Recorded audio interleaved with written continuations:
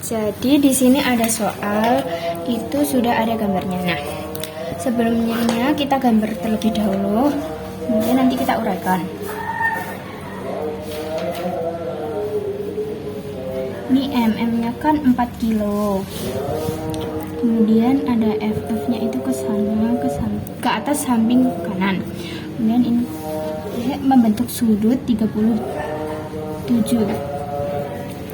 Kemudian kita uraikan. Nah, karena ada sudut, berarti kan ini yang titik-titik ini tuh termasuk Fx. Kemudian yang kesini itu ada Fy. Tapi ke atas juga ada gaya normal. Ke bawah ada W. Fx itu rumusnya F cos theta. Fy F sin theta. Kemudian kita masukkan ke dalam rumus sigma F sama dengan 0. Kemudian N ditambah Fy dikurangi W sama dengan 0. N sama dengan W dikurangi Fy sama dengan W ini kita jabarkan, W kan usaha. Nah, rumus dari usaha itu M dikali G, kemudian Fy itu F sin theta. M kan masanya itu 4. G itu gaya gravitasi itu selalu 10. Kemudian F-nya itu 10 sin 37 derajat. Ini 40 dikurangi 10 dikali 3/5 karena sin 37 itu 3/5. Kemudian yang ini dicoret dengan yang ini 2. Ini 40 dikurangi 6. Hasilnya 34 Newton. Ini untuk pembahasan yang nomor 1.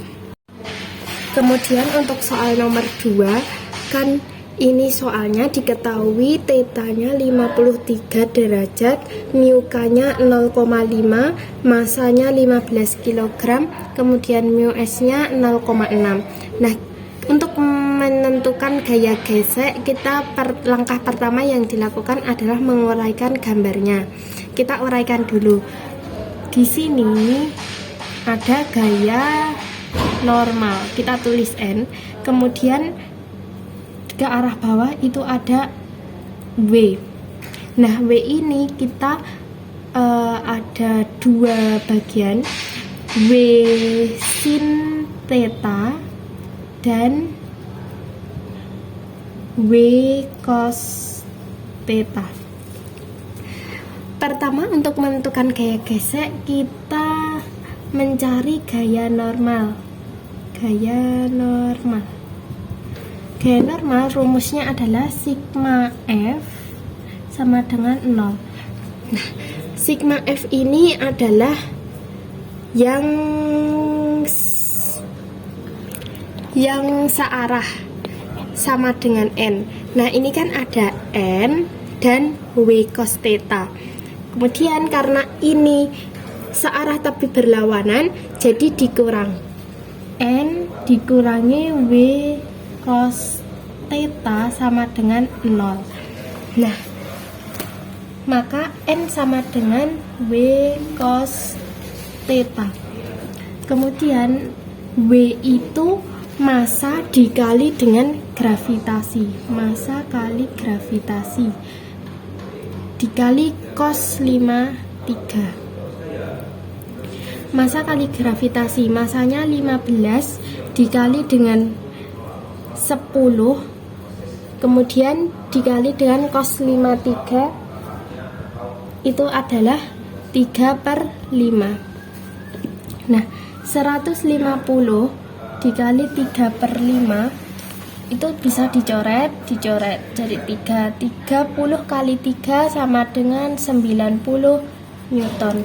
Ini untuk gaya normalnya. Kemudian langkah yang kedua yaitu mencari gaya statis atau VFS.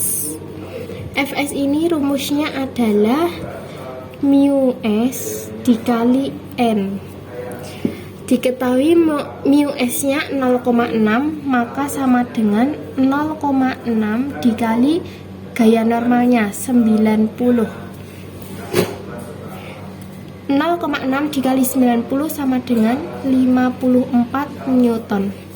Nah, kemudian untuk menentukan gaya gesek ini diam atau bergerak, itu kita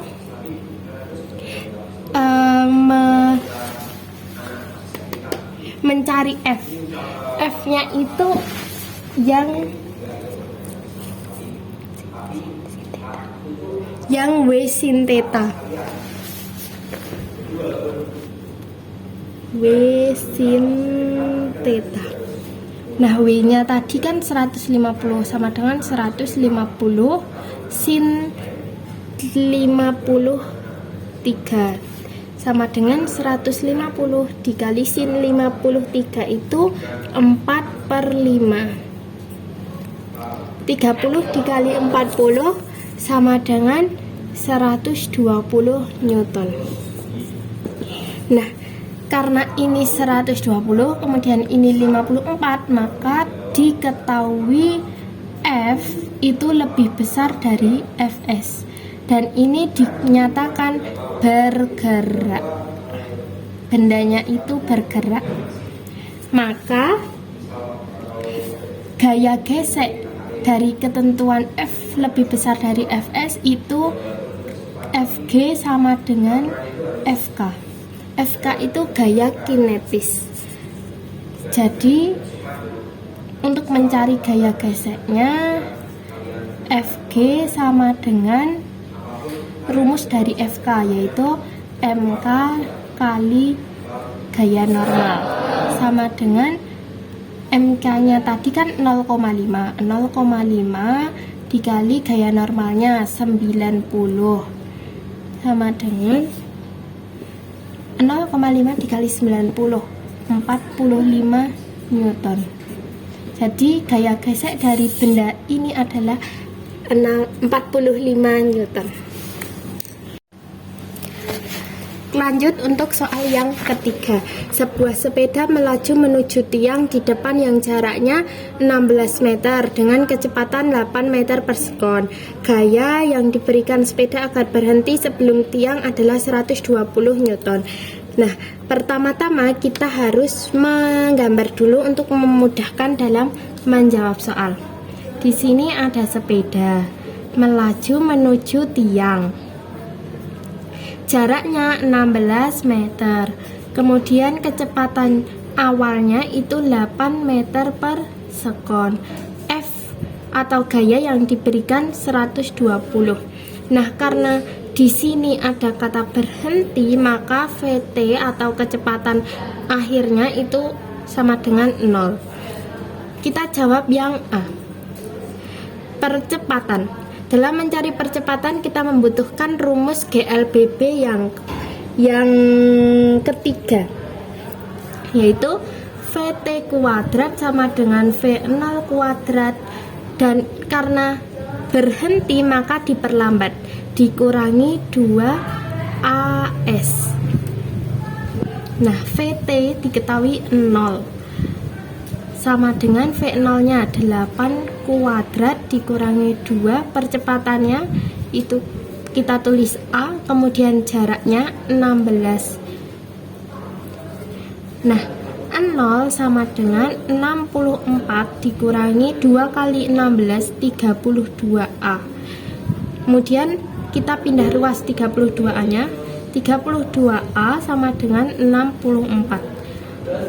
A sama dengan 64 per 32 sama dengan 2. Jadi percepatannya itu adalah 2 meter per sekon kuadrat. Kemudian untuk soal yang B, massa sepeda. Massa. Nah, untuk mencari massa kita menggunakan rumus gaya, yaitu sigma F sama dengan massa dikali A atau percepatan. Nah, F diketahui 120. Kita tulis sama dengan kita cari massa, kita tulis M, percepatannya 2. Nah, sama dengan massanya itu 120 dibagi 2 sama dengan 60 kg untuk massa sepeda. Lanjut pembahasan soal nomor 4. Sebuah pohon besar menghalangi jalan pada jarak 28 meter di depan sebuah kendaraan bermassa 60 kg yang sedang bergerak dengan kecepatan 12 meter per sekon. Agar tepat berhenti sebelum mengenai pohon tersebut, maka kendaraan tersebut harus direm dengan memberikan gaya sebesar.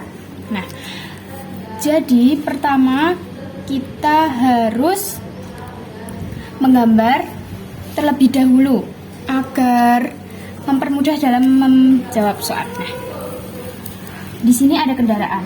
Misalkan ini mobil ya. Kemudian di sini itu ada pohon yang menghalangi jalan.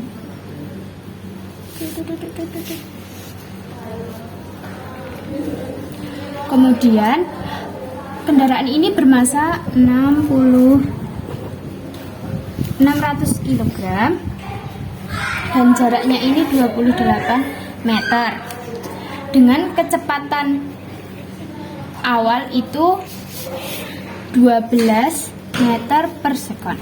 Nah, setelah itu kita bisa mengerjakan soal ini dengan menggunakan rumus GLBB, yaitu rumus ke-3, yaitu VT kuadrat sama dengan FO kuadrat min 2AS. Kenapa min? Karena di sini yang diminta itu agar tepat berhenti dan direm. Kemudian FT itu pasti 0 karena dia berhenti. VT-nya sama dengan 0. Jadi ini VT 0 kuadrat sama dengan 12 kuadrat dikurangi 2 dikali A. Kita mencari A terlebih dahulu, kemudian S-nya itu 28. Kemudian ini 0 kuadrat ya 0. 12 kuadrat itu 144 dikurangi 2 kali 28 yaitu 56A. Kemudian kita pindah ruas. 56A ini menjadi plus karena di sini ini tandanya min. Kemudian sama dengan 144. A sama dengan 144 dibagi 56. A-nya ketemu 2,5. Kemudian setelah mencari A, karena di sini itu dimintanya gayanya itu sebesar berapa. Nah, kemudian kita menggunakan rumus yang kedua, yaitu F sama dengan M dikali A. F sama dengan M. Masanya itu 600 kg dikali A. A-nya itu 2,5. Nah, 600 dikali 2,5 itu hasilnya 1320 Newton. Nah, ini mobil itu harus memberikan gaya sebesar 1320 Newton agar berhenti tepat sebelum mencapai pohon tersebut. Demikian pembahasan soal nomor 4. Lanjut pembahasan soal nomor 5.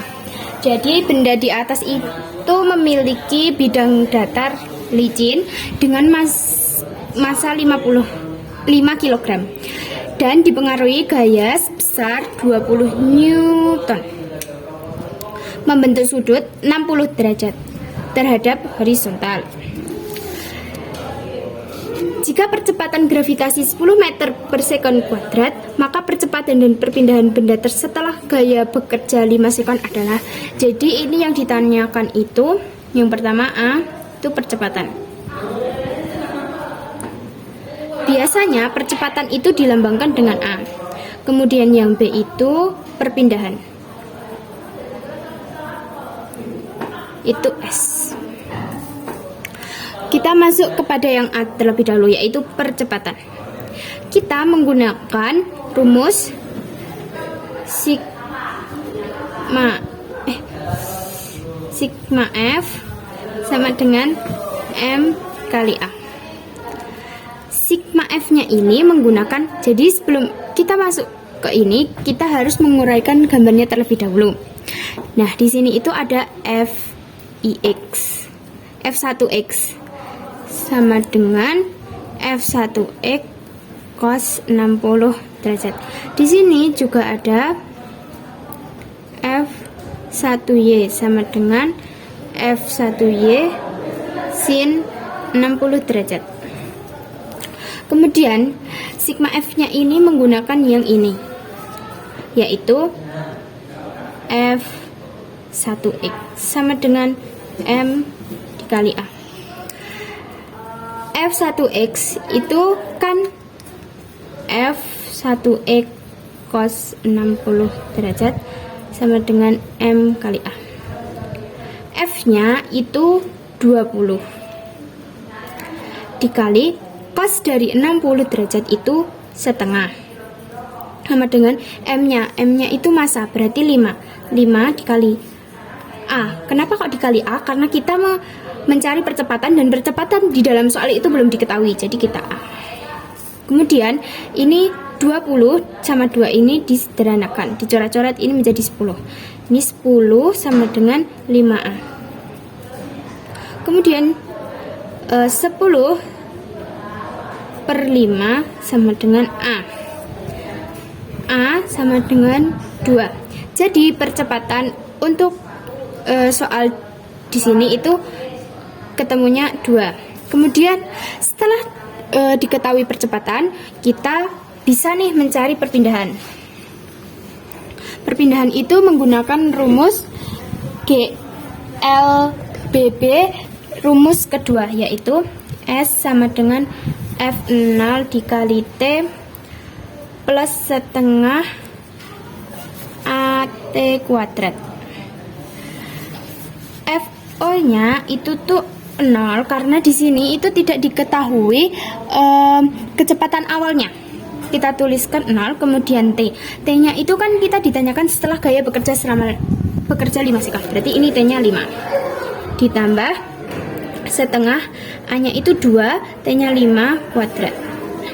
Ini otomatis 0. Ditambah setengah dikali 2 dikali 5 kuadrat. Nah, ini bisa dicoret-coret. Ini menjadi tinggal ditambah 5 kuadrat. 5 kuadrat itu 25 meter. Jadi untuk